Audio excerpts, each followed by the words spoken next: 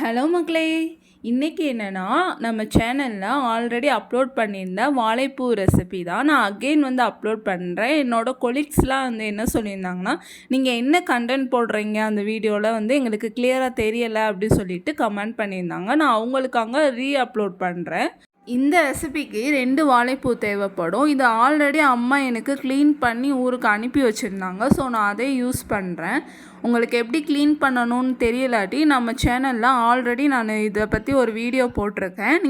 நான் லிங்க்கு டிஸ்கிரிப்ஷனில் கொடுக்குறேன். அதை கிளிக் பண்ணி பார்த்துக்கோங்க, ரெஃபர் பண்ணிக்கோங்க.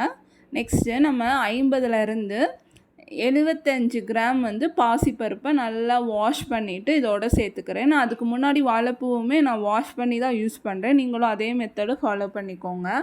இப்போது இந்த ரெண்டும் வாழைப்பூவும் பாசிப்பருப்பும் மூழ்கிற அளவுக்கு நம்ம வாட்டர் சேர்க்கணும். சேர்த்துட்டு அதில் உப்பு, மஞ்சள் தூள் சேர்க்கணும். அவ்வளோதான் விஷயமே.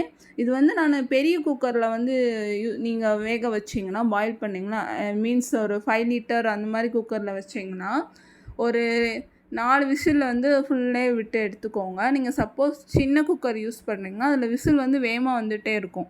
ஸோ நீங்கள் ஒரு விசில் விட்டதுக்கப்புறம் சிம்மில் வச்சுட்டு ஒரு 2 விசில் விட்டு எடுத்து வச்சுக்கோங்க. இதில் கொஞ்சமாக பெருங்காயத்தூள் சேர்த்துக்கோங்க.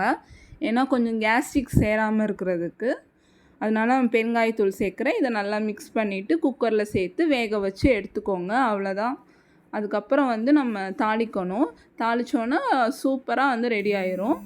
அதுக்கு ஒரு கடாயில் கொஞ்சமாக ஆயில் சேர்த்துக்கோங்க. ஆயில் சேர்த்துட்டு கடுகு, உளுந்து போட்டு நல்லா பொரிய விடணும். பொரிஞ்சதுக்கப்புறம் நான் சின்ன வெங்காயம் சேர்ப்பேன். நீங்கள் உங்கள்கிட்ட சின்ன வெங்காயம் இல்லாட்டி நீங்கள் பெரிய வெங்காயம் யூஸ் பண்ணிக்கலாம். இப்போ கடுகு, உளுந்து, கருவேப்பிலை போட்டு தாளிச்சிட்டு இதோட பச்சை மிளகாய் சேர்த்துக்கோங்க.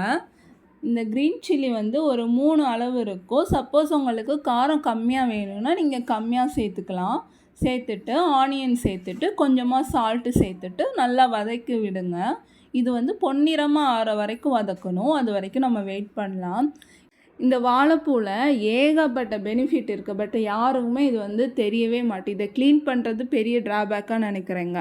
ஒரு ஃபேமிலி டைமாக யூஸ் பண்ணிக்கோங்க. இதை ஒரு ஈவினிங் டைமோ இல்லாட்டி ஒரு நைட் டைமோ, நீங்கள் மார்னிங் வைக்க போனீங்கன்னா நைட் டைம் ஒரு 2 பேர் 3 பேர் ஃபேமிலியில் இருக்கீங்கன்னா எல்லோரும் சேர்ந்து உட்காந்துட்டு பேசிகிட்டே அந்த வாழைப்பூ க்ளீன் பண்ணுங்கள். நம்மளுக்கு நெக்ஸ்ட் இருக்க ஜென்ரேஷனுக்கு இது தெரியட்டும். இது எப்படி யூஸ் பண்ணணும்னு தெரியட்டும்.